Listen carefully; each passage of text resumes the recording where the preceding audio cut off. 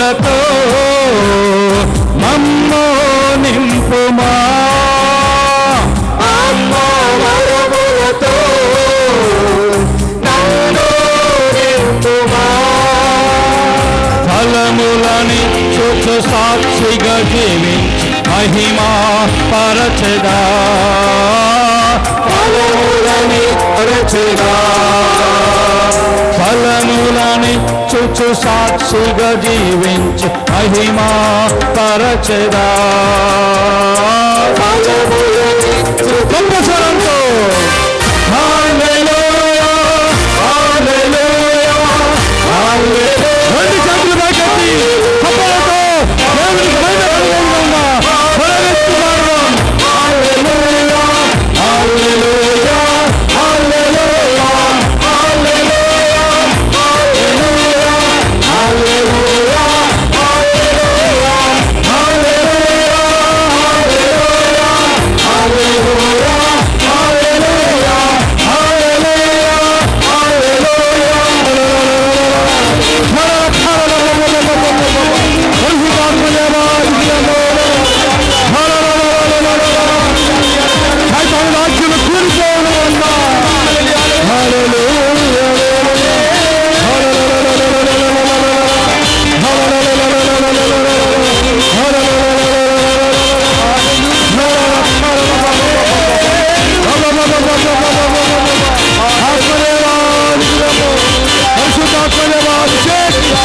అభిషేకం అభిషేకం అభిషేకం.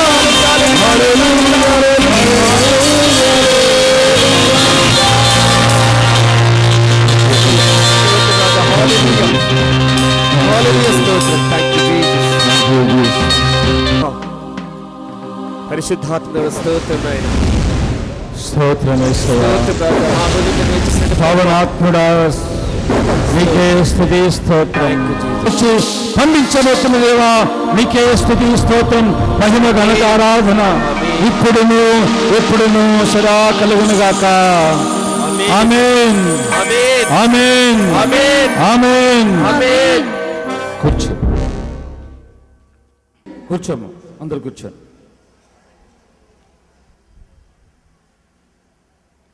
కొన్ని సంవత్సరాల క్రితం ఇదే కేంద్రంలో తెలుగు ధ్యాన వడకం సమయంలో జరిగిన ఒక అద్భుతం గురించి ఈ సమయంలో మీతో పంచుకోవాలనుకుంటున్నాను. ఒకరోజు ఒక సహోదరి ఈ విధంగా చెప్తోంది, సాక్ష్యం చెప్తోంది. ఆమె భర్తను కొంతమంది దుండగులు అకస్మాత్తుగా ఆయన పని చేస్తున్న నడిపిస్తూ ఉన్న షాపులో ప్రవేశించి కత్తులతో పొడిచి చంపేశారు. అప్పటికి 3 సంవత్సరాలు అయిపోయింది. భర్తను ఆ దుండగులు చంపివేసి అప్పటికి 3 సంవత్సరాలు అవుతుంది. కోర్టులో కేసు నడుస్తుంది. చంపినటువంటి వాళ్ళు ఆ గ్రామం వాళ్ళే కాబట్టి, చంపింది ఎవరో ఆ వ్యక్తులు తెలుసు కాబట్టి వాళ్ళ మీద కేసు పెట్టినప్పుడు కోర్టులో కేసు జరుగుతుంది. కానీ ప్రత్యర్థి వర్గం వాళ్ళు ధనవంతులు కావటం వల్ల జడ్జికి ఆ లాయర్స్కి డబ్బులు చెల్లించి న్యాయాన్ని తమకు అనుకూలంగా మార్చుకునే ప్రయత్నం చేస్తున్నారు. అంతేకాదు ఆ సహోదరిని ఆమె కుమారుణ్ణి ఆ కేసు వివాదంలో ఆమెకు సహకరిస్తున్న తమ కుటుంబస్తులను కూడా ఆ భర్తను చంపినట్లుగానే మిమ్మల్ని కూడా చంపేస్తామని బెదిరింపులు చేస్తూ ఉన్నారు. అలా 3 సంవత్సరాలు గడిచిపోయింది. న్యాయస్థానంలో న్యాయం జరగలేదు. భర్తను చంపిన వాళ్ళపై ఎలాంటి శిక్ష పడలేదు. పైపెచ్చు చంపేస్తామని భయపెడుతున్నటువంటి ఆ సమయంలో ఆమె 2 కారణాల వల్ల ఈ కేంద్రంలో వడకంలో పాల్గొనడానికి వచ్చింది. మొదటిది, భర్త చనిపోయాడు అనే వేదన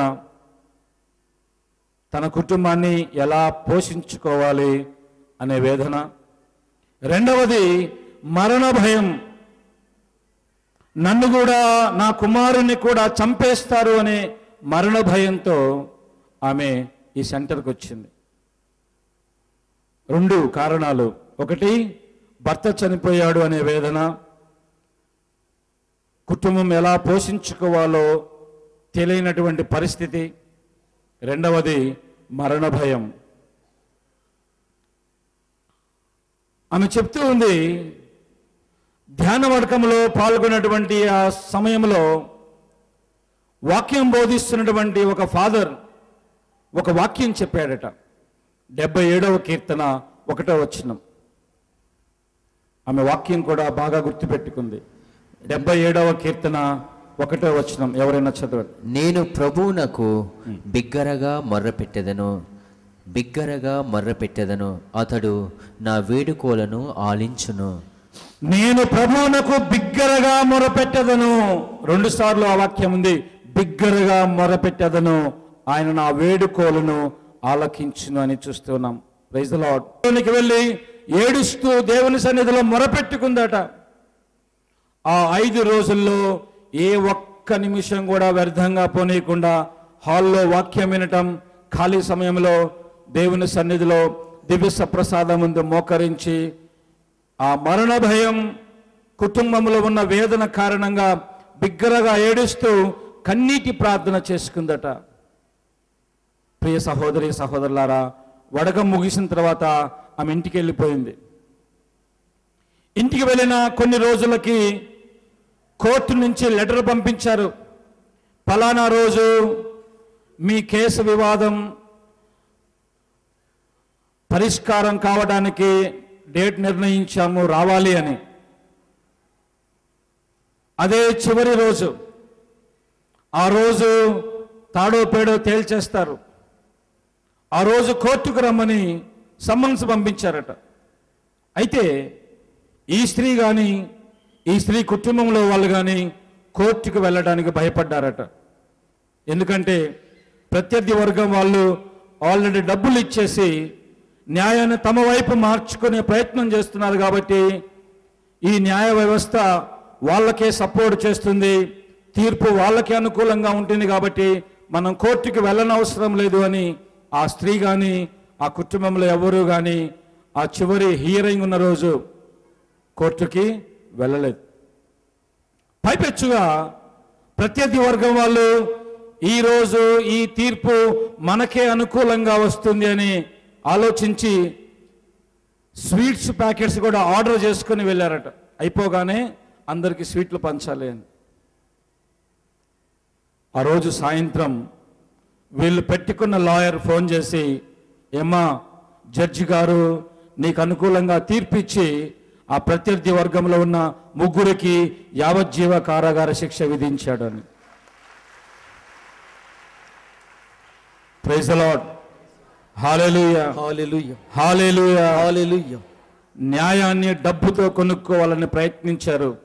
కానీ న్యాయ తీర్పు చేసే దేవుడు డబ్బుకి లొంగేవాడు కాదు, కన్నీటికి లొంగుతాడు. ఎవరైతే కన్నీటి ప్రార్థన చేస్తారో, నిజాయితీగా ఉండి కన్నీటి ప్రార్థన చేసి మొరపెట్టుకుంటారో, ఇప్పుడు కీర్తనలో విన్నాం 77వ కీర్తన 1వ వచనం, బిగ్గరగా మొరపెట్టుకుంటే ఆయన తమ మొరను ఆలకించి సహాయం చేస్తాడు అని. మరి ఈ సహోదరి ఈ కేంద్రంలో ధ్యాన వడకం సమయంలో ప్రార్థించి డబ్బుతో వాళ్ళు కొనుక్కున్న న్యాయాన్ని దేవుని ద్వారా తనకు అనుకూలంగా మార్చుకుంది. Praise the lord. Hallelujah, hallelujah, hallelujah, hallelujah. ప్రియ సహోదరి సహోదరులారా, ప్రార్థన ఎంత శక్తివంతమైందో చూడండి. కన్నీటితో చేసే ప్రార్థన, వేదనతో మొరపెట్టుకుంటూ చేసే ప్రార్థన ఎంత శక్తితో కూడిన ప్రార్థన చూడండి. జడ్జిని సైతం, లాయర్లను సైతం వాళ్ళ ఆలోచనలు తారుమారు చేయించి డబ్బు ద్వారా, డబ్బు ఆశకి లొంగిపోయిన ఆ జడ్జిని సహా దేవుడు మార్చేసి తనకు మొరపెట్టుకున్నటువంటి ఆ సహోదరికి సహాయం చేశాడు.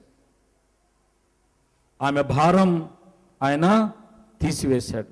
Praise the lord. Praise the lord. Hallelujah, hallelujah, hallelujah, hallelujah. అదేవిధంగా ప్రియ సహోదరి సహోదరులారా, పరిశుద్ధ గ్రంథములో ఇలాంటి వేదనతో, భయంతో, మరణ భయంతో ప్రార్థన చేసుకున్న తన బిడ్డలను దేవుడు ఎలా కాపాడాడో యెషయా గ్రంథం 37వ అధ్యాయంలో చూస్తాం. యెషయా గ్రంథం 37వ అధ్యాయంలో ఒక రాజు తన శత్రు రాజు బెదిరిస్తూ లెటర్ పంపించాడు. మేము అన్ని రాజ్యాలను ఆక్రమించుకున్నాం, ఈ చిన్న యూదా సామ్రాజ్యాన్ని ఆక్రమించుకోవటం మాకేమి కష్టం కాదు. నీవు యావే దేవుణ్ణి నమ్ముకొని మోసపోతున్నావు. ఖబర్దార్, ఎప్పుడైనా సరే, ఏ సమయంలోనైనా సరే నీ మీద పడి నిన్ను, నీ ప్రజల్ని చంపేసి నీ రాజ్యాన్ని కబలించుకుంటామని బెదిరిస్తూ లెటర్ రాశాడు. Praise the Lord. ఇక్కడ రెండు విషయాలు మనం చూడాలి. రాజు మనస్సులో రెండు విషయాలు ఉన్నాయి. ఒకటి, శత్రురాజు తనపై పడినప్పుడు తాను ఆ శత్రువును ఎదుర్కొనే అవకాశం లేదు, అంత సైన్యం ఆయనకు లేదు. అందుకే ఆ పొరుగు రాజు, శత్రురాజు మనల్ని ఆక్రమించుకుంటాడు, అది డెఫినెట్, 100%. ఒకటి. రెండవది, ఆక్రమించుకోవడమే కాదు, చాలా మందికి ప్రాణ నష్టం జరుగుతుంది. యుద్ధం జరిగినప్పుడు ప్రాణ నష్టం జరుగుతుంది. ఒకటి, ఆక్రమించుకుంటారనే భయం. రెండవది, మనల్ని చంపేస్తారేమనే మరణ భయం. ఈ రెండు భయాలతో ఆయన ప్రజలందరినీ దేవాలయంలో సమావేశపరిచాడు ప్రార్థించడానికి. వాళ్ళు ఎలా ప్రార్థన చేశారో వాక్యం చూస్తూ ఉన్నాం. సిరాకు గ్రంథం 48వ అధ్యాయం 18, 19, 20 వచనాలు చదువుదాం. సిరాకు గ్రంథం 48వ అధ్యాయం 18, 19, 20 వచనాలు. హిజ్కియా పరిపాలన కాలమున సెన్హారీబు పట్నం మీదకి ఎత్తి వచ్చి తన ప్రధాన ఉద్యోగిని పంపించెను. ఆ ఉద్యోగి యెరూషలేమునకు సవాలు చేసి పొగరబోతుతనముతో డప్పాలు కొట్టెను. ప్రజలు ధైర్యమును కోల్పోయి భయకంపితులైరి. ప్రసవ వేదనని కాపాడుటకు యెషయాను పంపెను. Praise the lord. Hallelujah, hallelujah. ఆ ప్రజలు రాజుతో కలిసి దేవాలయంలో ఎలా ప్రార్థన చేశారో మనం విన్నాం. 19వ వచనం మరొకసారి చూద్దాం. ప్రజలు ధైర్యమును కోల్పోయి భయకంపితులై ప్రసవ వేదన అనుభవించు స్త్రీ వలె వేదన పడిరి అని చూస్తూ ఉన్నాం. ప్రసవ వేదన అనుభవించే స్త్రీ యొక్క వేదన ఎలా ఉంటుందో తెలుసు. ఒకవైపు మరణిస్తామేమో అన్నంత భయంకరంగా ఆ బాధ ఉంటుంది.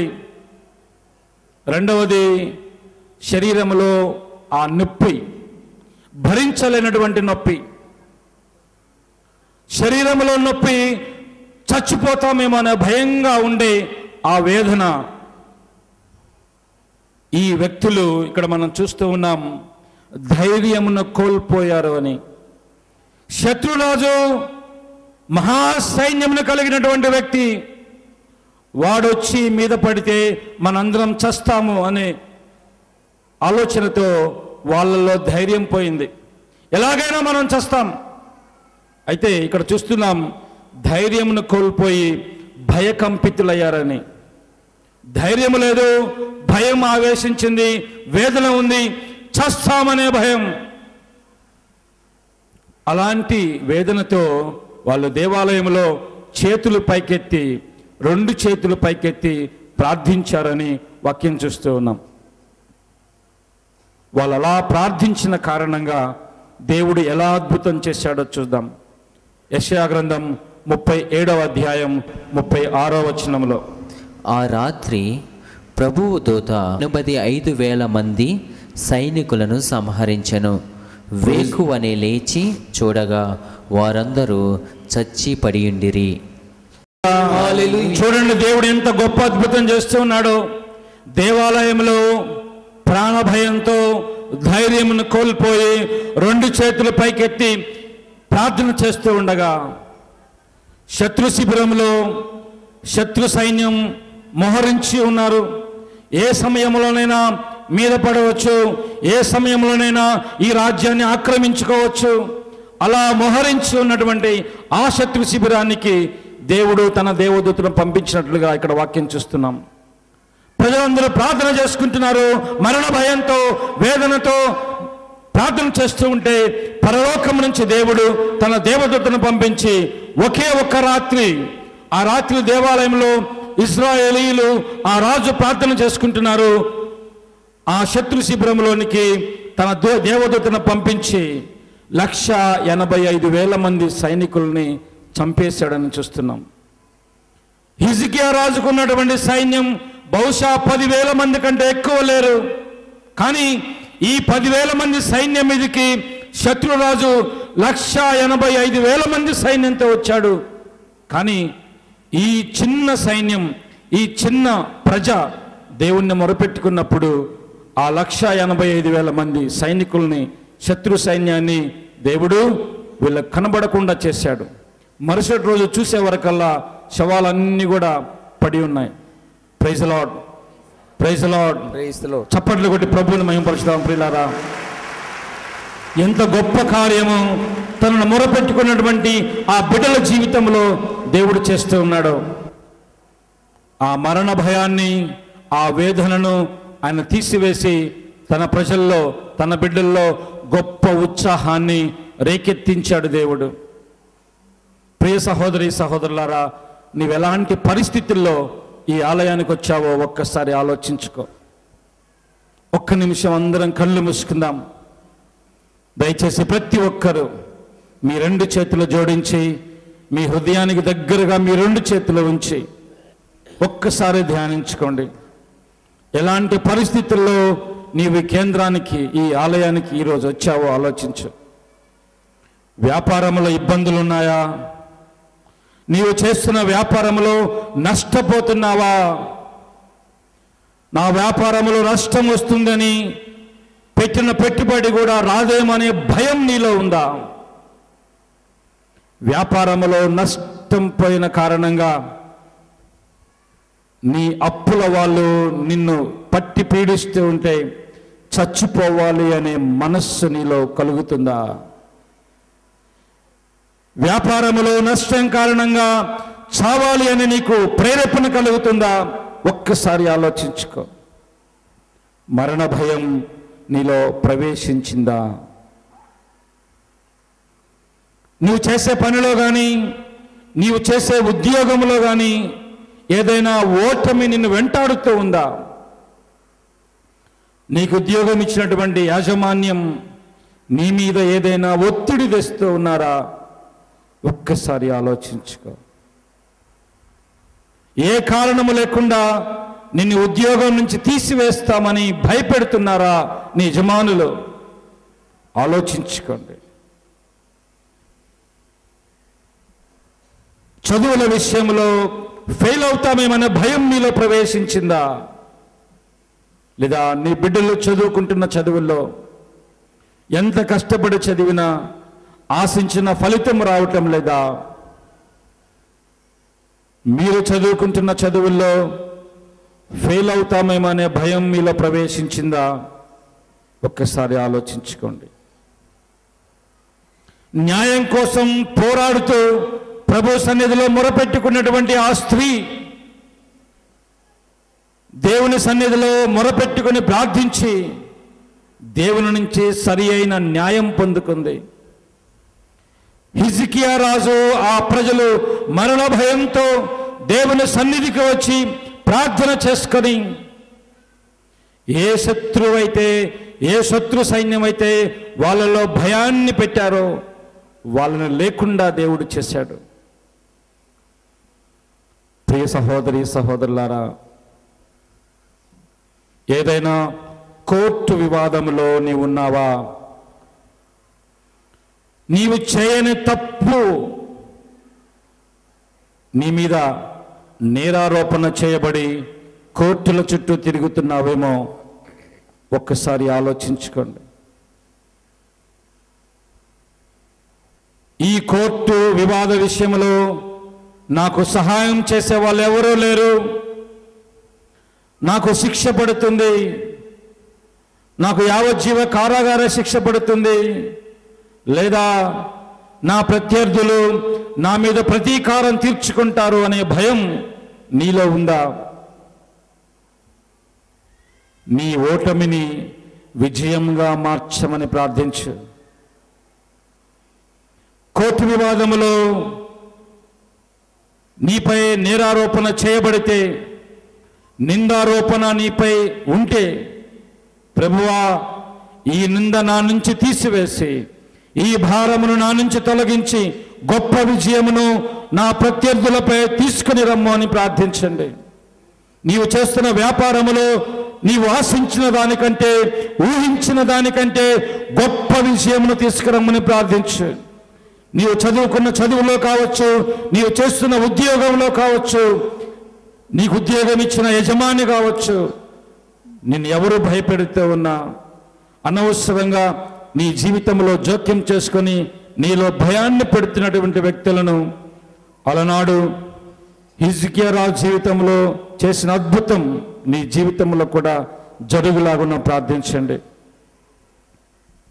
ప్రియ సహోదరి సహోదరులారా, ఎవరైతే మా వ్యాపారంలో మేము నష్టపోతున్నాము అని అనుకుంటున్నారో దయచేసి నిలుచండి, ప్రార్థన చేసుకుందాం.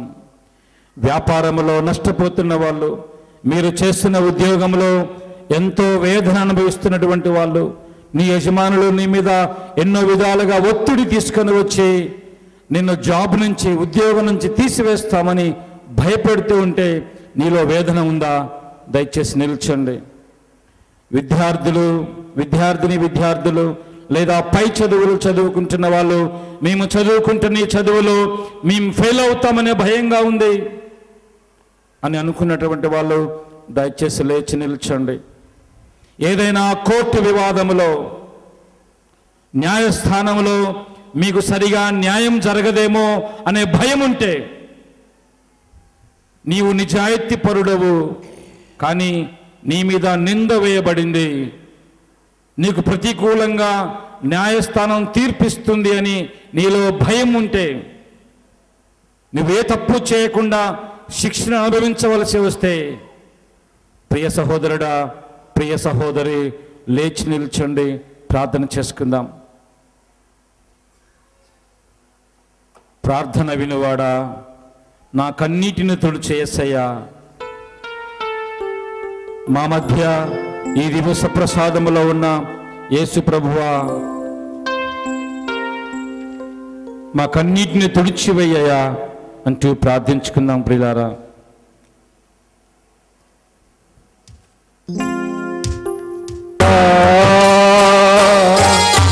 స్వస్థతను సగువాడా, స్తోత్రము యేసయ్యా, ప్రార్థన వినువాడా, తుడిచివాడా, స్వస్థతను సగువాడా. ఏదైనా పాపము, ద్వేషభావము, అహంకారము, వ్యామోహపూరితపు ఆలోచనలు, వ్యామోహపూరితపు పనులు, దొంగతనము, అబద్ధము, వ్యభిచారము, కామ మోహ మదమాశ్చర్యములు ఏదైనా నీలో ఉంటే, ప్రభువు నీ ప్రార్థన ఆలకించి నీ కన్నీటిని తుడిచివేయాలంటే, ప్రభువా ఇక నుంచి నేను పాపము చేయను, నీకు విరుద్ధంగా నీవు ఏర్పాటు చేసిన నియమములకు విరుద్ధంగా నేను నడుచుకోను, నా జీవితం నీ హస్తంలో సమర్పిస్తున్నానయ్యా, అద్భుతం చేయువాడవు నీవు, మేము ఆశ్చర్యపడే విధంగా గొప్ప కార్యములు చేయువాడవు నీవు, కన్నీటిని తుడిచే సామర్థ్యం కలవాడవు నీవు. ప్రభువా, ఈ సమయంలో నిలుచొని వేదన పడుతూ మరణ భయం కావచ్చు, చేస్తున్న పనుల్లో వచ్చిన వేదన భయం కావచ్చు. అలనాడు హిజ్కియా రాజు ఆ ప్రజలు ప్రార్థించినప్పుడు నీ దేవదూతను పంపించి శత్రు సైన్యమును సంహరించిన రీతిగా యేసయ్యా ఈ సమయంలో నీ బిడ్డలు మొరపెట్టుకుంటూ ప్రార్థన చేస్తూ ఉండగా నీ దేవదూతను పంపించి ఏ పరిస్థితిలో వీళ్ళు వేదన పడుతున్నారో ఆ పరిస్థితులను తీసివేయమని ప్రార్థన చేస్తున్నాము. అయ్యా, నీ నామములో ఇది జరుగునుగా కానీ ప్రార్థిస్తున్నాము. ఆమేన్, amen, amen, amen, amen. Praise the Lord, praise the Lord, praise the Lord, praise the Lord. Hallelujah, hallelujah, hallelujah, hallelujah. కూర్చోండి ప్రియులారా. నజరేతు నివాసియగు యేసు ఆ మార్గమున వచ్చుచున్నాడని విని అతడు, దావీదు కుమారా, యేసు ప్రభు, నన్ను కరుణింపుము అని కేకలిడసాగెను. Praise the lord. ఈరోజు ఈ వాక్యంలో చూస్తూ ఉన్నాం, క్రీస్తు ప్రభు ఒకరోజు తన శిష్యులతో కలిసి ఎరికో నగరంలో అలా వెళ్తున్నాడట. ఆ సమయంలో ఆయన చుట్టూ చాలామంది ప్రజలు ఉన్నారు. ఒక గుడ్డివాడు, ఆయన పేరు బర్తిమై, క్రీస్తు ప్రభు ఆ మార్గం గుండా వెళ్ళుచున్నాడని విని, బహుశా ఆల్రెడీ క్రీస్తు ప్రభు గురించి తెలిసినటువంటి ఆ గుడ్డివాడు, క్రీస్తు ప్రభు గురించి ఆయన చేసిన గొప్ప కార్యముల గురించి విన్నటువంటి ఆ గుడ్డివాడు యేసు ప్రభువుని పిలవటం ప్రారంభించాడు. దావీదు కుమారా, యేసు ప్రభు, మమ్ము కరుణించు. దావీదు కుమారా, యేసయ్యా, స్వస్థత పరచగను, త్వరగా రావయ్యా. ఆయన మనసులో ఉన్న భావం అది. యేసు ప్రభువుని పేరెత్తి పిలుస్తున్నాడు. చూడండి, చుట్టూ జనసమూహం, కొంతమంది ఎరా గుడ్డెడా నోరు మూసుకో అని చెప్తున్నారు. ఈయన చూడండి, రెండు ప్రాబ్లమ్స్ ఉన్నాయి ఈయనకి. గుడ్డివాడు, తనకు ఎవరూ లేరేమో భిక్షం అడుక్కుంటున్నాడు. అయితే ఈ చుట్టూ ఉన్న వాళ్ళకి అలాంటి పరిస్థితి లేదు. కడుపు నిండా తిండి దొరికే వాడికి ఆకలి ఏంటో తెలియదు, అవునా? కడుపు నిండా తిండి దొరికితే ఆకలి ఎలా ఉంటుందో తెలియదు.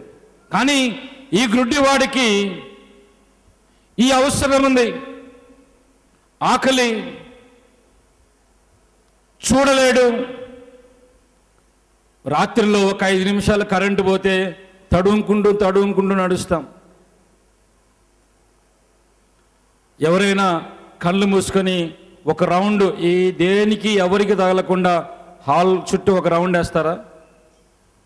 కళ్ళకి గంతలు కట్టుకొని ఏమీ కనిపించకుండా ఒక రౌండ్ చుట్టూ, ఎవరికి తగలకుండా, ఏ చెట్టుకి పుట్టకి తగలకుండా తిరిగి రాగలుగుతారా ఒక రౌండ్? కళ్ళు మూసుకుంటే ఏమీ కనపడదు. కరెంటు పోతే తట్టుకొని కింద పడతాం, ఏదైనా తట్టుకొని. అది మనకు అప్పుడప్పుడు. కానీ గుడ్డివాడు పుట్టుక నుంచే గుడ్డివాడు, పుట్టుక నుంచే ఎవరు లేరు. అందుకే భిక్షం అడుక్కుంటున్నాడు. భిక్షం అడుక్కునేవాడు మామూలుగా అడుక్కోడు, వాడి స్వరం గట్టిగా ఉంటుంది, పెద్దగా అరుస్తారు. పైపెచ్చుగా ఈ భిక్షగాడికి క్రీస్తు ప్రభు ఎంత దూరంలో ఉన్నాడో కనిపించదు. కేవలం ఇది మాత్రం తెలుసు, క్రీస్తు ప్రభు ఈ మార్గం గుండానే వెళ్తున్నాడు. ఎంత దూరం వచ్చాడు, ఎంత దూరం వెళ్ళాడు తెలియదు. ఆ గుంపు కోలాహలంలో రకరకాలుగా అందరూ మాట్లాడుకుంటున్న సమయంలో వీడి స్వరం యేసు ప్రభువుని చెవిన పడాలి అంటే మామూలుగా మాట్లాడితే వినిపించదు. అందుకే బిగ్గరగా అరుస్తున్నాడు, దావీదు కుమారా, యేసు ప్రభు, నోరు మూసుకో అని అంటున్నా కూడా ఇంకా బిగ్గరగా అరిచాడట. ఆ బిగ్గరగా అరిచిన ఆ అరుపు, ఆ గుంపులో తన పేరు పెట్టి పిలుస్తున్న ఆ వ్యక్తి స్వరం యేసు ప్రభు చెవిన పడింది. గుంపులో ఓ అని పిలిస్తే ఎవరూ పలకపోవచ్చు, పేరు పెట్టి పిలిస్తే ఆ పేరు ఉన్న వ్యక్తి తిరిగి చూస్తాడు. అందుకే ఈ గుడ్డివాడు ఆ గుంపులో ఉన్నటువంటి ఎంతో మందిలో ఉన్న యేసు ప్రభువుని ప్రత్యేకంగా పేరు పెట్టి పిలిచాడు. యేసు అనే వాళ్ళు బహుశా చాలామంది ఉండొచ్చు. యేసు అని పిలిస్తే ఇంకా ఎవడైనా వస్తాడేమో అని ఆ పేరున్న ఇంకా ఎవడైనా స్పందించవచ్చు. అందుకే దావీదు కుమారా అంటే దావీదు వంశంలో పుట్టినటువంటి క్రీస్తు ప్రభు, దావీదు కుమారా యేసు ప్రభు అని బిగ్గరగా అరిచినప్పుడు ఆ అరుపు, ఆ కేక క్రీస్తు ప్రభు చెవిన పడింది. పిలిపించుకున్నాడు. నేనేం చేయాలని నువ్వు అనుకుంటున్నావు? నేను నీకు ఏం చేయాలి అని అనుకుంటున్నావు? ఏమి కోరుకుంటున్నావు అని క్రీస్తు ప్రభు అడిగినప్పుడు ఈ గ్రుడ్డి భిక్షగాడు ఏమడుక్కోవచ్చు? నాకు మంచి కర్ర కావాలి తడుముకుంటూ పోవటానికి అని మంచి కర్ర అడగచ్చు. లేదా ఎప్పుడో చిన్నప్పటి నుంచి పట్టుకున్న బొచ్చ రంధ్రాలు పడి పాతగా అయిపోయింది, కొత్త బొచ్చ కావాలని అడగచ్చు. లేదా తిరిగి తిరిగి కాళ్ళ చెప్పులు అరిగిపోయాయి, కొత్త చెప్పులు కావాలని అడగచ్చు. అక్కడక్కడ నడుస్తూ గుంతల్లో పడి డ్రెస్ పాడైపోయింది, కొత్త షర్టు కొత్త ప్యాంటు కావాలని అడగచ్చు. ఏదైనా అడగచ్చు. ఆ సమయంలో క్రీస్తు ప్రభు ఏరా నీకేం కావాలని అడిగితే ఏమంటున్నాడు? ప్రభువా నాకు దృష్టి కావాలి. ఎందుకంటే ఆ వేదన ఆ వ్యక్తిలో ఉంది. చిన్నప్పటి నుంచి ఈ ప్రపంచాన్ని చూడలేదు, తన తల్లి తన తండ్రి ఏ విధంగా ఉంటారో చూడలేదు, తన సహోదరులు తన చుట్టూ ఉన్న వాళ్ళు ఎలా ఉంటారో తెలియదు. తాను పేరు పెట్టి పిలిచిన ఆ క్రీస్తు ప్రభు ఆకారం ఎలా ఉంటుందో తెలియదు. అందుకే ప్రభువా నాకు చూపు కావాలని అడిగాడు. 52వ వచనం చదువుదాం. యేసు ప్రభు ఏం చెప్తున్నాడు? నీ విశ్వాసము నీ వాడుగా ఉన్న ఆ భిక్షగాడికి చూపు వచ్చేసింది. అన్ని విసిరేశాడు. తన చేతిలో ఉన్న బొచ్చ ఒకవైపు, కర్ర ఒకవైపు, తాను కట్టుకున్న తలగుడ్డ ఒకవైపు, అన్నీ విసిరేసుకొని నాకు చూపు వచ్చింది, ఈ యేసు ప్రభు నాకు చూపునిచ్చాడని బిగ్గరగా అరుస్తూ యేసు ప్రభుని స్తుతించాడని చూస్తున్నాం. గట్టిగా చప్పట్లు కొట్టి యేసు ప్రభుని మహిమపరచుదాం ప్రియులారా. Praise the lord. Hallelujah hallelujah hallelujah hallelujah hallelujah. నీ విశ్వాసము నిన్ను స్వస్థపరుస్తుంది అని ప్రభు చెప్తున్నాడు. మనలో విశ్వాసం ఉంటే ఈరోజు మనం అడిగిన అన్ని అవసరాలు క్రీస్తు ప్రభు తీరుస్తాడని నీవు నమ్మితే ఏ విధంగా ఇన్స్టెంట్గా ఈ పుట్టుగుడ్డి వాడు చూపును పొందుకొని సంతోషంగా వెళ్ళాడో అదేవిధంగా ఈరోజు ఇన్స్టెంట్గా మీరు కోరుకున్నవి జరిపించుకునే ఇంటికి వెళ్తారు. Praise the lord.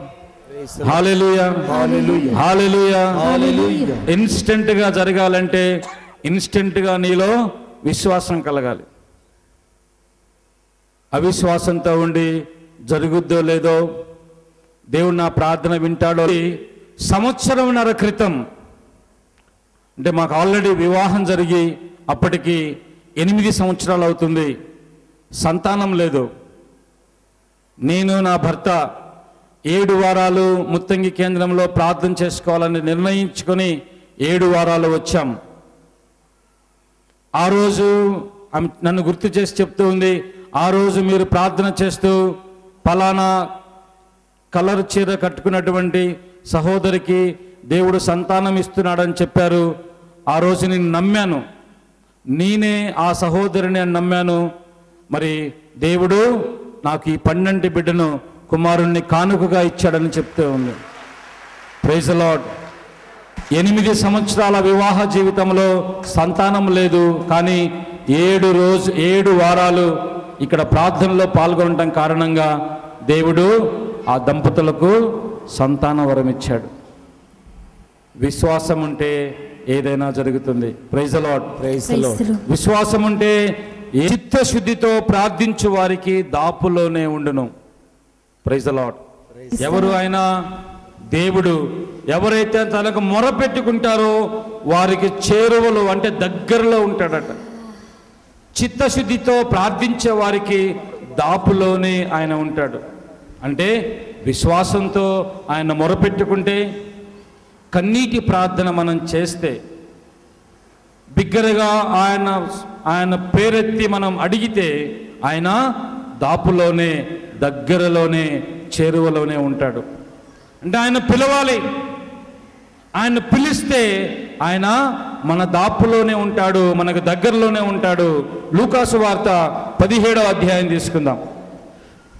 లూకాసు వార్త 17వ అధ్యాయం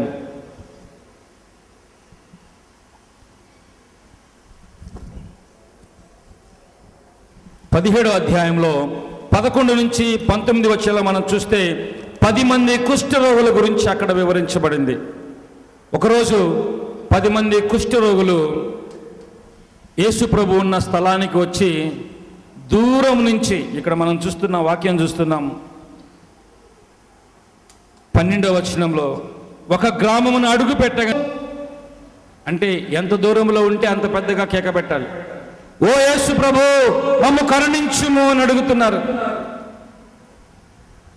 దగ్గరికి వచ్చి అడగచ్చు కదా, దూరం నుంచి ఎందుకు అడుగుతున్నారు అంటే దాని బ్యాక్గ్రౌండ్ చాలా ఉంది. ఆ రోజుల్లో ఎవరికైనా కుష్ఠవ్యాధి సోకింది అంటే వాళ్ళను గ్రామం నుంచి బహిష్కరించేవాళ్ళు. గ్రామ బహిష్కరణ. ఆ కుటుంబంలో ఉండాల్సిన పని లేదు, గ్రామంలో వాళ్ళని ఉండనివ్వరు. ఎక్కడో గ్రామానికి దూరంగా కొండల్లోనో లోయల్లోనో వాళ్ళు ఉండాలి. రెండవది, ఆ అనారోగ్యానికి వైద్యం లేదు. ఈ రోజుల్లో కుష్ఠరోగానికి వైద్యం ఉంది. కుష్ఠరోగం ఆంధ్రప్రదేశ్లో పూర్తిగా తీసివేయబడింది. ఎప్పుడో పూర్వకాలంలో ఉన్న వాళ్ళకి ఇంకా ఉందేమో కానీ కొత్తగా ఈ వ్యాధి ఆంధ్రప్రదేశ్లో సోకటం లేదు. పూర్తిగా ఆంధ్రప్రదేశ్ కుష్ఠ వ్యాధి నుంచి పూర్తిగా అవుట్ ఆఫ్. అయితే ఈ కుష్ఠరోగులు గ్రామ బహిష్కరణ ఒకటి, రెండవది ఆ కుష్ఠరోగానికి ఆ రోజుల్లో మందులు మాకులు లేవు. ఎప్పుడైనా గ్రామ శివార్లలోకి రావాలి అంటే వాళ్ళు పెద్దగా అరవాలి. ఏమని? గంట కొట్టుకుంటూ, చేతిలో ఒక గంట పెట్టుకొని గంట కొట్టుకుంటూ నేను అశుద్ధుడను, నేను అశుద్ధుడను అని అరుచుకుంటూ వెళ్ళాలి. ఎందుకంటే వాళ్ళు ఉన్న దరిదాపుల్లోకి ఏ వ్యక్తి కూడా వెళ్ళకూడదు, ఏ వ్యక్తి కూడా వాళ్ళకు దగ్గరలో ఉండకూడదు. అందుకే వాళ్ళు దూరం నుంచి అరుస్తూ ఉంటారు, మేము అశుద్ధులము, మేము అశుద్ధులము అంటూ. అయితే ఇలాంటి ఈ 10 మంది కుష్ఠరోగులు, కుటుంబం నుంచి వెలివేయబడినటువంటి కుష్ఠరోగులు, గ్రామం నుంచి గ్రామ బహిష్కరణకు గురైనటువంటి కుష్ఠరోగులు, ఎక్కడో దూరంగా నివాసం ఉంటున్నటువంటి కుష్ఠరోగులు, క్రీస్తు ప్రభు ఆ ప్రాంతానికి వచ్చాడని విని దూరంగా నిలుచొని యేసు ప్రభు మమ్ము కరుణించు అని ప్రాధేయపడినప్పుడు యేసు ప్రభు వాళ్ళ దగ్గరికి వెళ్ళాడు. ఆ రోజుల్లో ఎవరో సాహసించే వాళ్ళు కాదు. కుష్ఠరోగులు అంటే అంటరాని వాళ్ళ కింద లెక్క. వాళ్ళు పట్టుకోకూడదు, ముట్టుకోకూడదు. వాళ్ళు అంటుకుంటే ఈ వ్యాధి మనకు కూడా సోకుతుందేమనే భయం. కానీ క్రీస్తు ప్రభు వాళ్ళ దగ్గరికి వెళ్ళి వాళ్ళ పలకరించి వాళ్ళతో చెప్తున్నాడు, మీరు వెళ్ళి దేవాలయంలో అర్చకులకు కనిపించండి అని చెప్పాడు. అర్చకులకు కనిపించి మీరు శుద్ధి చేయబడ్డారు అనే నిర్ధారణ వాళ్ళ నుంచి పొందుకోమని చెప్పి పంపించాడు. ఆ 10 మంది అర్చకులకు కనిపించడానికి వెళ్తూ ఉన్నప్పుడు మార్గ మధ్యంలోనే అందరూ శుద్ధులయ్యారని ఇక్కడ వాక్యం చూస్తున్నాం. Praise the lord. Hallelujah, hallelujah, hallelujah, hallelujah. 16వ వచనం, నీకు కృతజ్ఞుడను అని స్తోత్రం చెప్పి ఆయన వెళ్ళిపోతున్నాడు. ఎంతో మందికి ఈరోజు ప్రార్థనలో పాల్గొంటున్నప్పుడు ఈ సెంటర్లో దేవుడు అద్భుతాలు చేస్తూ ఉన్నాడు. సంతానం కలుగుతూ ఉంది, స్వస్థతలు జరుగుతున్నాయి, దుష్ట ఆత్మ బంధకముల నుంచి విడుదల కలుగుతూ ఉన్నాయి. కానీ ఎంతమంది ఈ స్టేజ్ మీదకి వచ్చి అందరి ముందు సాక్ష్యం చెప్తూ దేవునికి స్తోత్రం చెల్లిస్తున్నారు? దేవుడు నీ జీవితంలో చేసిన ఏ మంచి కార్యమైనా సరే ఆయన ముందుకు వచ్చి స్తోత్రం చెప్పాలి. అంటే సాక్షిగా ప్రతి ఒక్కరూ గుర్తించే విధంగా దేవుడు కేవలం యేసుక్రీస్తు ప్రభువే నీ జీవితంలో స్వస్థతనిచ్చాడు అని అందరి ముందు ఆయన్ని మహిమపరచాలి. అదే క్రీస్తు ప్రభు మన నుంచి కోరుకుంటున్నాడు. ప్రియులారా, praise the lord, praise the lord, hallelujah. అనాథుని ప్రార్థన అనాదరము చేయడు, వితాంతువు వేడుకోలు పెడచెవిని పెట్టడు. వితాంతువు నేత్రముల వెంట కారు కన్నీరు ఆమెను పీడించు వాని మీద నేరము తెచ్చి దేవునికి మొర్రపెట్టెను. ఇక్కడ వాక్యం చూస్తూ ఉన్నాం. 14వ వచనములో వితంతువు వేడుకోలును దేవుడు పెడచెవిని పెట్టడు అని.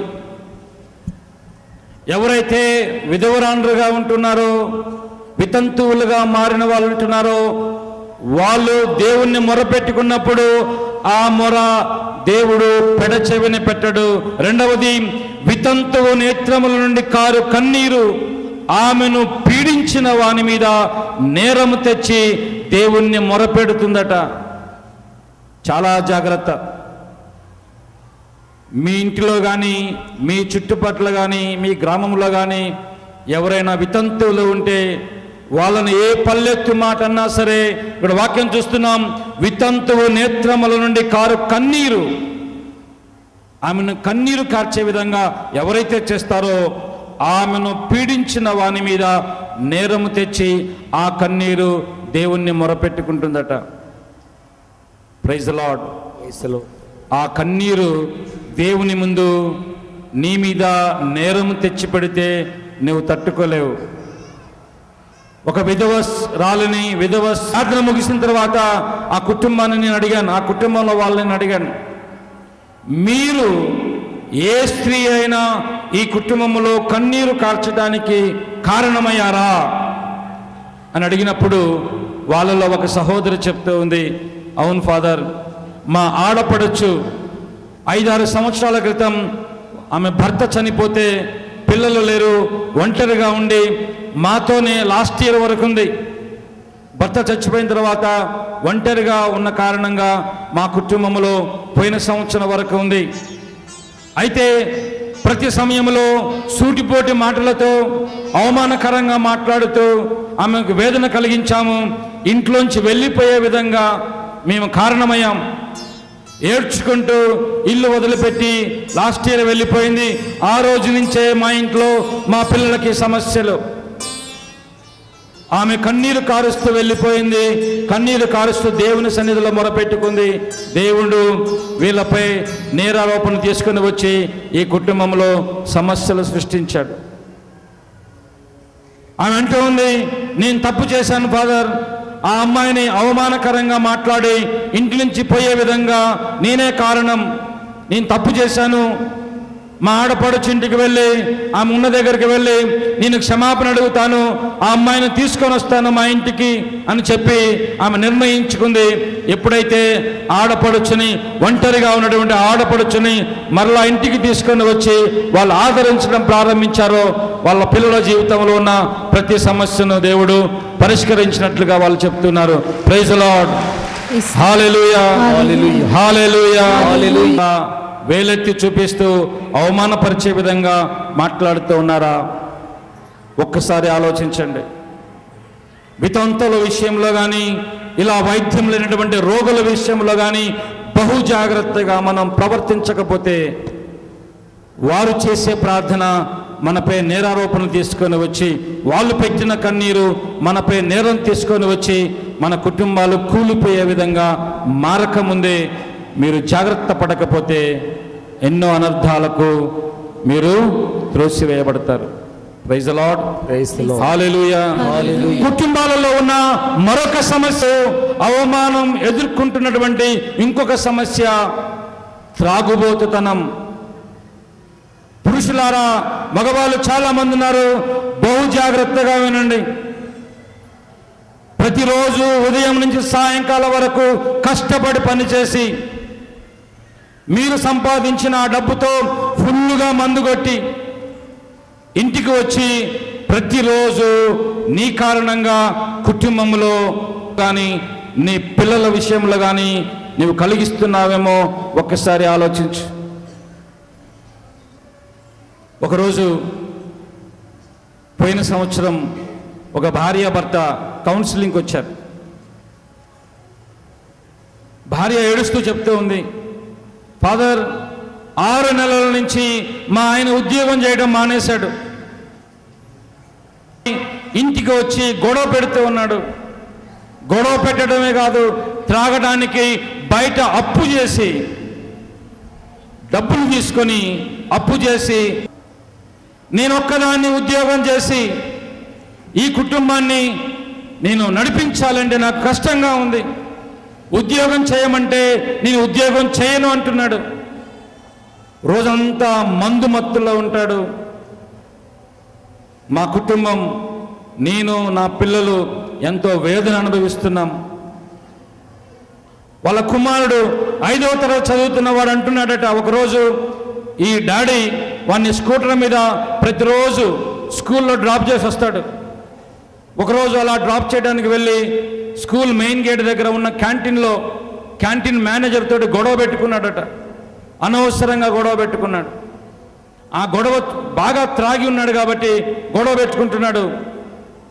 ఈ అబ్బాయి క్లాస్మేట్ చూసి మీ నాన్న త్రాగుబోతువాడు అని అంటూ ఉంటే వాడు మనస్సు తట్టుకోలేకపోయింది. ఇంటికి వచ్చి వాళ్ళ మమ్మీతో చెప్తున్నాడట, మమ్మీ రేపటి నుంచి నేను స్కూల్కి నడుచుకుంటూ వెళ్తాను, డాడీని నన్ను డ్రాప్ చేయడానికి పంపించొద్దు, ఎందుకంటే మీ డాడీ త్రాగుబోతుడని నా క్లాస్మేట్స్ అందరూ అవమానపరుస్తున్నారు.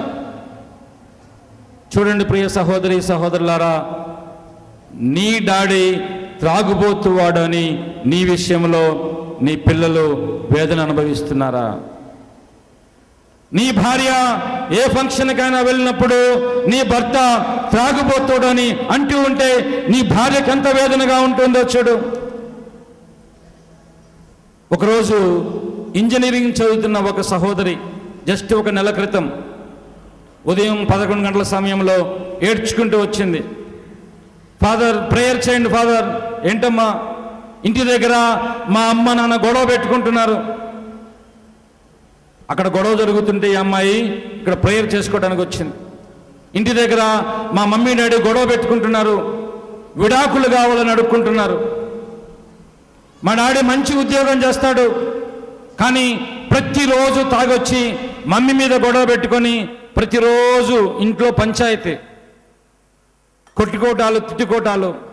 ఇప్పుడు వాళ్ళిద్దరూ మాకు విడాకులు కావాలని వివాదంలో పడి పోట్లాడుకుంటున్నారు. ఫాదర్, నేను ఎవరి వెంట వెళ్ళాలి? డాడీ వెంట వెళ్ళాలా, మమ్మీ వెంట వెళ్ళాలా? నాకిద్దరూ కావాలి. చూడండి, ఇలాంటి పరిస్థితి మీ పిల్లలు ఎదుర్కొంటున్నారేమో చూడండి. మీరు తాగొచ్చి ఇంటిలో గొడవ పెడుతూ ఉంటే అది నీ పిల్లలకు అవమానంగా మారుతుందేమో చూడు. నీ కూతురు నీ కుమారుడు నీ కారణంగా నీవు తాగి వచ్చి కుటుంబంలో భార్యాభర్త పోట్లాడుకుంటున్న కారణంగా నీ పిల్లలు సమాజంలో సంఘంలో వాళ్ళు చదువుకుంటున్న స్కూల్లో కాలేజీలో అవమానం ఎదుర్కొంటున్నారేమో చూడండి. తట్టుకోలేనటువంటి బాధ. ఒక్కసారి గమనించండి ప్రియ మగవాళ్ళారా. ఆడవాళ్ళు తాగేవాళ్ళు తక్కువ, అందుకే మగవాళ్ళకు చెప్తున్నాను. మీ కారణంగా మీ కుటుంబంలో ఎంత వేదన నీ భార్య, నీ పిల్లలు, నీ తల్లిదండ్రులు ఎదుర్కొంటున్నారో చూడండి. ఒక్కసారి ఆత్మ పరిశీలన చేసుకోండి. ఇక్కడ ఎంతమంది చేయెత్తన అవసరం లేదు. త్రాగుడు అనే బానిసత్వంలో పడిపోయిన వాళ్ళు ఎంతమంది ఉన్నారో, మీ కారణంగా నేను చెప్పినట్లుగా ఎంతమంది మీ కుటుంబంలో వేదన పడుతూ ఉన్నారో, మీ కారణంగా ఎంత అవమానం నీ భార్య పిల్లలు ఎదుర్కొంటున్నారో ఒక్కసారి చూడండి. మా డాడీ త్రాగుబోతువాడు అని నీ పిల్లవాడు చెప్పుకోలేని పరిస్థితి, నా భర్త త్రాగుబోతువాడని నీ భార్య చెప్పుకోలేని పరిస్థితి. ఆ కౌన్సిలింగ్కి వచ్చిన వాళ్ళలో ఆ భర్త అంటున్నాడు, అయ్యా నువ్వు ఎందుకు త్రాగుతున్నావు అంటే చెప్తున్నాడు, 6 నెలల క్రితం మా అమ్మ చచ్చిపోయింది ఫాదర్, ఆ దుఃఖం మర్చిపోవడానికి నేను త్రాగుతున్నాను అంటున్నాడు. వాళ్ళ అమ్మ చచ్చిపోయింది, ఆ దుఃఖం పోవడానికి త్రాగుతున్నాడు. వాళ్ళ అమ్మ చచ్చిపోయి 6 నెలలు అవుతుంది. వీడు ప్రతిరోజు త్రాగటం వల్ల ఈ భార్య ఈ కుమారులు ప్రతిరోజు చస్తున్నారు. ఎప్పుడో పోయినటువంటి ఆ అమ్మ కోసం బాధపడి ఆ బాధను భరించడానికి మందు కొట్టే వీడు ప్రతిరోజు తన భార్యను తన కుమారుణ్ణి చంపేస్తున్నాడు. త్రాగే వాళ్ళు ప్రతిరోజు చెప్పే సాకు ఇది, బాధలున్నాయి మర్చిపోవడానికి త్రాగుతున్నాం, భయం ఉంది ఆ భయం పోవడానికి త్రాగుతున్నాం, అప్పు సమస్యలు ఉన్నాయి అప్పు సమస్యలు మర్చిపోవడానికి, అప్పు ఇచ్చిన వాళ్ళు వెంట పడుతూ ఉంటే వాళ్ళు తిడుతూ ఉంటే ఆ తిట్లు భరించడానికి ఈయన మందు కొడుతున్నాడట. చూడండి, అప్పు చేసి మందు కొడుతూ అప్పుల సమస్యలు మర్చిపోవాలని అప్పుల వాళ్ళు తిట్టే ఆ తిట్లు భరించడానికని ఈయన మందు కొడుతున్నాడు. ఇదేమైనా సమర్థనీయంగా ఉందా? అప్పులున్నవాడు త్రాగకుండా పైసా వెనకేసుకొని కుటుంబాన్ని పోషించుకోవడానికి కష్టపడాలి, కానీ ఈ అప్పు సమస్య మర్చిపోవడానికి ఇంకా ఎక్కడో అప్పు తీసుకొని వచ్చి మందు కొట్టి కుటుంబం అంతా జీవితాంతం అప్పుల్లోనే పడిపోవడానికి కారణమవుతున్నాడు. ప్రియ సహోదరి సహోదరులారా, ఒక్కసారి ఆలోచించండి. నీ పిల్లలు నీ భార్య నీ కారణంగా పడుతున్న వేదన అవమానం, ఒక్కసారి అందరం కళ్ళు మూసుకొని ప్రార్థించుకుందామా ప్రియులారా? నీ కుటుంబం హ్యాపీగా ఉండాలి, నీ భార్య నీ పిల్లలు అవమానం లేకుండా ఉండాలి అని నీవు ఇష్టపడుతున్నట్లయితే త్రాగుబోతు బానిసత్వంలో జీవిస్తున్నటువంటి బిడ్డలారా ఒక్కసారి పరిశీలించుకోండి. నీ భార్యను నీ పిల్లల్ని సంతోషపెట్టడమే దేవుడు నీకు అప్పచెప్పిన బాధ్యత. నీవు త్రాగుడు మానివేస్తే ఆరోగ్యంగా ఉంటావు, డబ్బు ఆదా చేయగలుగుతావు, కుటుంబాన్ని సంతోషపెట్టగలుగుతావు. ప్రియ సహోదరి సహోదరులారా, ఈ ఆలయంలో కూర్చున్న వాళ్ళు, ఏ స్త్రీ అయినా సరే, ఇక్కడ ఉన్నవాళ్ళు, నా భర్త త్రాగుడు మానివేయాలి, ఈ త్రాగుడు మానివేయటానికి నాకు దేవుని సహాయం కావాలి అని ఆశిస్తున్నటువంటి స్త్రీలు దయచేసి నిల్చోండి. మీ భర్త త్రాగుడు మానివేయాలని నీకు ఇష్టంగా ఉంటే, లేదా పిల్లలు మీ తండ్రి త్రాగుడు మానివేయాలి, మీ కుటుంబ జీవితం సంతోషంగా ఉండాలని ఏ పిల్లలైనా సరే ఇక్కడ ఉండి నీ తండ్రి కోసం ప్రార్థించాలని మీరు ఇష్టపడుతుంటే దయచేసి లేచి నిల్చోండి. ఎంతో అవమానం నీవు భరించావు, ఈ ఆలయంలో నిలబడటం అంత పెద్ద అవమానమేం కాదు. దేవుని సన్నిధిలో నిలుచొని ప్రార్థన కోరుకోవటం అవమానకరం కాదు. ఇంతకంటే పెద్ద అవమానం ఆల్రెడీ నీకు జరిగిపోయింది. ప్రియ సహోదరుడా, నిజంగా నీలో నేను త్రాగుడు మానివేయాలి అనే ఆశ ఉంటే, నీ కుటుంబాన్ని సంతోషపెట్టడమే నీ ధ్యేయం, నీ లక్ష్యం అయితే లేచి నిల్చో.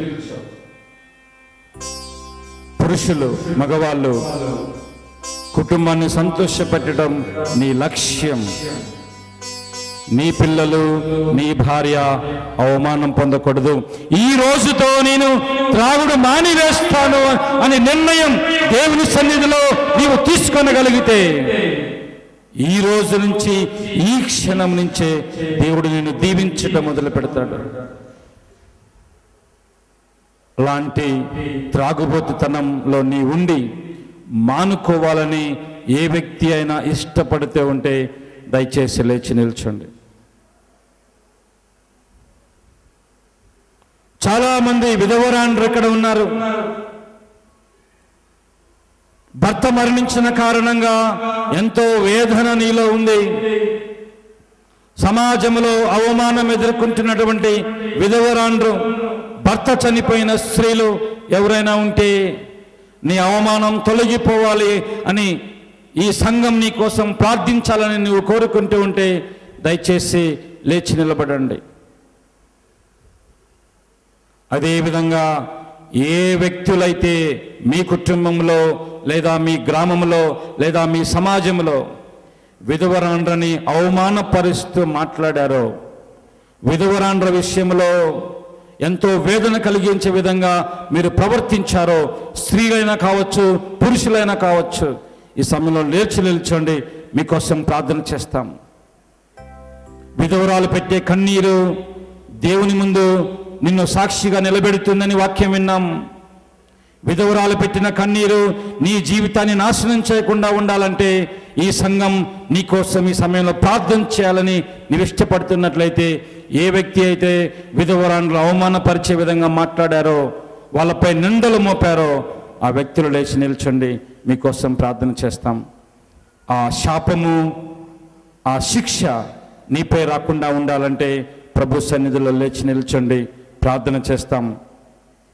అదేవిధంగా వైద్యులు నయం చేయలేనటువంటి వ్యాధితో ఎవరైనా బాధపడితే ఉంటే దయచేసి ఎవ్వరు కళ్ళు తెరవద్దు, ఎవ్వరు అటు ఇటు చూడొద్దు. వైద్యులు నయం చేయలేనటువంటి వ్యాధి, కుష్ఠరోగం కావచ్చు, ఎయిడ్స్ వ్యాధి కావచ్చు, టీబీ కావచ్చు, ఇంకా ఏదైనా సరే, నీ స్కిన్ డిసీజ్, నీ చర్మానికి వచ్చిన ఏ వ్యాధి అయినా కావచ్చు. మీరు వాడుతున్న మందులు పని చేయటం లేదేమో, వైద్యులు మీకు చేస్తున్న వైద్యం నీలో పని చేయటం లేదేమో, ఈ సమయంలో నిల్చుంటే సంఘమంతా మీకోసం ప్రార్థిస్తుంది. నీ భర్త లేదా నీ కుమారులు త్రాగుబోతులుగా మారిపోయారు, నీ కుటుంబం నాశనం అయిపోతుందని ఏ తల్లి అయినా ఏ భార్య అయినా అనుకుంటూ ఉంటే ఈ సమయంలో నీ భర్త కోసం, నీ కుమారుడు కోసం ప్రార్థన చేయాలి అని నువ్వు అనుకుంటే లేచి నిల్చోండి, నీకోసం ప్రార్థన చేస్తాం.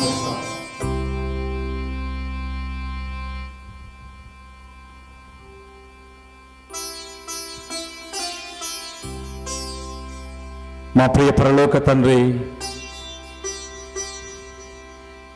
యేసయ్యా, నిన్ను పేరు పెట్టి పిలిస్తే చాలు నీవు స్పందించే దేవుడవని మేము తెలుసుకున్నాం. యేసు అని పిలిస్తే చాలు స్వస్థపరుస్తావని మేము నమ్ముతూ ఉన్నాం. అయ్యా, ఈ సమయంలో ఎంతో మంది బిడ్డలు అవమానం ఎదుర్కొంటూ అనారోగ్య సమస్యల్లో చిక్కుకొని వైద్యం కూడా లేనటువంటి వ్యాధితో బాధపడుతున్న బిడ్డలు, భర్త మరణించి ఎంతో అవమానాన్ని ఎదుర్కొంటున్నటువంటి స్త్రీలు, భర్త తాగుబోతుగా, కుమారుడు తాగుబోతుగా మారడం కారణంగా సంఘములో, గ్రామంలో అవమానం ఎదుర్కొంటున్నటువంటి స్త్రీలు, ఎయిడ్స్ కారణంగా మరణించిన భర్త కారణంగా వేదన భరిస్తున్నటువంటి స్త్రీలు ఈ సమయంలో అయా నీ సన్నిధిలో నిలుచుని ఉండగా వాళ్ళ తరపున అయా ఈ సంఘం మేమందరం కలిసి ప్రార్థిస్తున్నాము. వేదనకరమైనటువంటి వారి జీవితంలో మార్చిమంటూ వేడుకుంటున్నాం. అయ్యా, ఏ వ్యాధి కారణంగా వేదన అనుభవిస్తున్నారో, ఎయిడ్స్ వ్యాధి కారణంగా ఎవరైతే వేదన అనుభవిస్తున్నారో అయ్యా, నీకు అసాధ్యమైనది లేదు. నీ నామములో ఈరోజు వారికి స్వస్థత ప్రకటిస్తున్నాను, వారికి స్వస్థత కలుగునుగా కానీ ప్రార్థిస్తున్నాము. యేసయ్యా, నీ మాటలో శక్తి ఉంది, నీ నామములో శక్తి ఉంది, నీ స్పర్శలో శక్తి ఉంది. నీవు ఒక్క మాట పలికితే చాలు మరణించిన వాళ్ళు సైతము జీవంతో లేచారు కదా. లాజరు వెలుపలికి రమ్ము అని ఒక్క మాట చెప్పగానే మరణించిన లాజరు జీవంతో లేచాడు కదా. తల్లి తాకుమని ఆ బాలికను తాకినప్పుడు నిద్ర నుంచి మేల్కొన్న రీతిగా ఆ బాలిక లేచి కూర్చుంది కదా. అయ్యా, నీలో శక్తి ఉంది. ఆ శక్తిని ఈరోజు మాపై ప్రసరింపచేయము. ఆ శక్తిని ఈ సంఘంపై ఈ సమయంలో నిలుచుని ప్రార్థిస్తున్న ఈ బిడ్డలపై పంపించము దేవా. నీ శక్తి కుమ్మరించము. నీ నామములో ఈరోజు స్వస్థత జరగాలి. నీ నామములో ఈరోజు ప్రతి అవమానం తీసివేయబడాలి. ప్రతి శాపదోషము, ప్రతి శాపము, వేదన ఈ సమయంలో యేసయ్యా నీ ఆత్మశక్తితో కాల్చివేయబడాలి. ఆమేన్, ఆమేన్, ఆమేన్. అయ్యా, నీవు ప్రార్థన వినువాడవు, కన్నీటిని తుడిచేవాడవు, స్వస్థపరిచేవాడవు. అయ్యా, మేము చేస్తున్న ప్రార్థన స్వీకరించుము. మేము చేస్తున్న ప్రార్థన వినిమేసయ్యా. మది కరిగి చేయి చాచి మహిమలు చేసే యేసయ్యా, నీ మహిమను ఈరోజు ఈ బిడ్డలు చవి చూసులాగున చేయుము, ప్రదర్శించుము. నీ శక్తిని ప్రదర్శించుమని ప్రార్థిస్తున్నాము.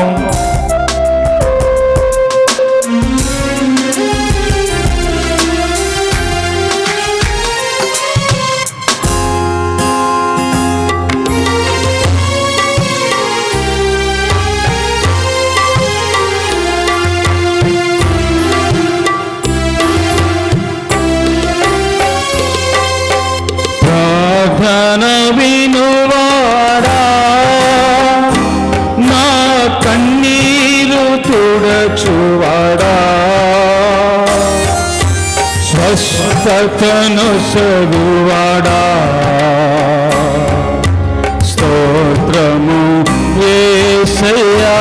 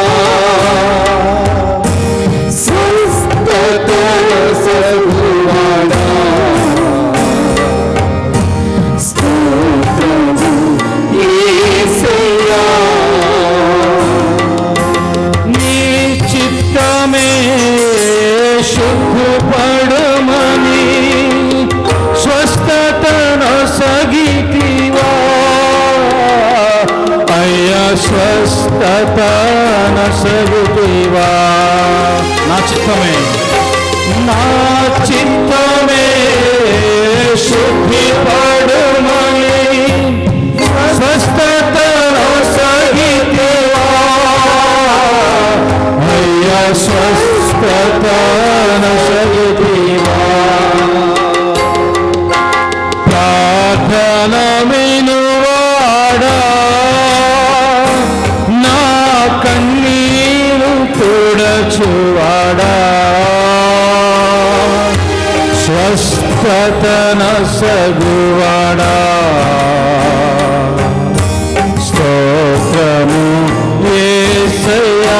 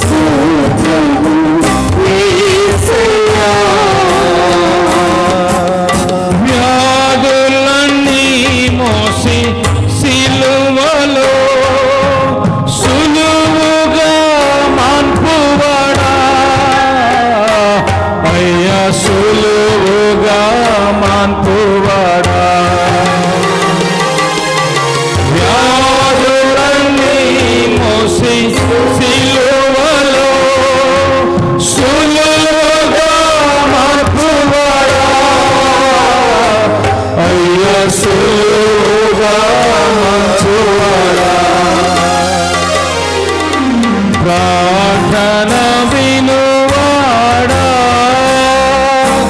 నా కన్నీరు తుడచువాడా స్వస్థతన సగువాడా స్తోత్రము యేసయ్యా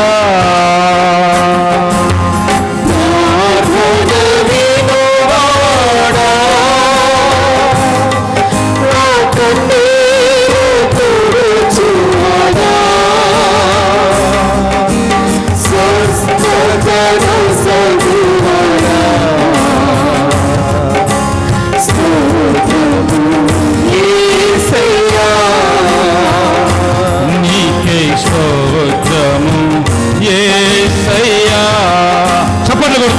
నీకే స్తోత్రము యేసయ్యా